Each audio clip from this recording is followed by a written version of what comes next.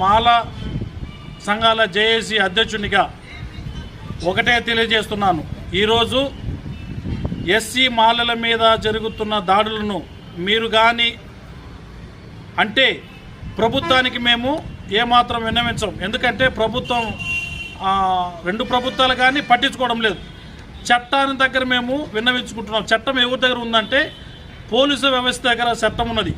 ఈ చట్టాన్ని పోలీసులు గుర్తించి ఎవరైతే మోహన్ బాబు కాలేజీలో ఎస్సీ విద్యార్థి పైన నోట్లో ఉచ్చబోసి అవమానకరంగా ఒక జాతినే అవమానకరంగా చేసిన వ్యక్తులను వెంటనే వాళ్ళని పట్టి నేరస్తులుగా వాళ్ళని నిరూపించి వాళ్ళకి తగిన శిక్ష పడాలని మేము డిమాండ్ చేస్తూ మొన్నటికి మొన్న పూతలపట్టులో ఎస్సీ సర్పంచ్ మీద దుర్భాషలాడి జాతిని నీచంగా మాట్లాడి నీకు దిక్కున్న కాడే చెప్పుకో, నీ వల్ల ఏం కాదు, ప్రభుత్వం మాదే, నువ్వు ఏం చేయలేవు, ఎస్సీలమైన మీరు ఏం చేయలేరు, ఏ ప్రభుత్వం వచ్చినా మాదే అని చెప్పి ఒక ఎస్సీ కులానికి సంబంధించిన వ్యక్తిని మాట్లాడడం ఇది చాలా దారుణమని చెప్పి మేము మీడియా ముఖంగా తెలియజేస్తున్నాం. అయ్యా, ఎస్సీలని ఇంతగా మీరు మాట్లాడుతున్నారు కదా, ఎస్సీలు అయిన మేము ఈరోజు ఈ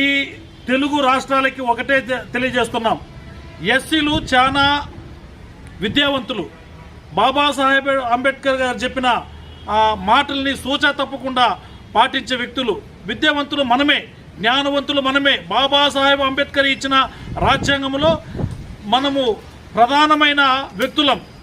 చదువుకున్న దాంట్లో అన్ని విద్య ఉండి మీరెందుకు ఇంత దాడి జరుగుతుంటే ఎస్ఐలైన మీరు ముందుకు ఎందుకు రావడం లేదు? ఎవరికి భయపడి దాక్కుంటున్నారు?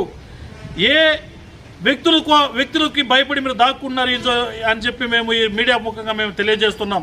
మీరు భయపడుకుంటే తరుముతూనే ఉంటారు, మీరు భయపడి దాక్కునే ఉంటారు. ఈరోజు మీరు కానీ కళ్ళు తెరుచుకొని ముందుకు రాకపోతే, సమాజంలో ఇంత జరిగి రోడ్ల మీదకి రాకపోతే మన జాతి ఇంకా అణగారిపోతుంది.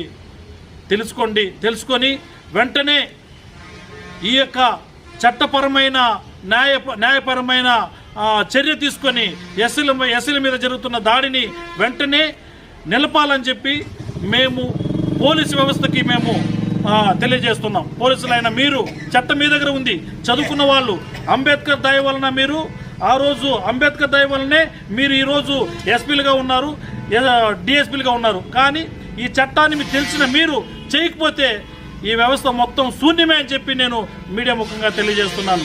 జై భీమ్.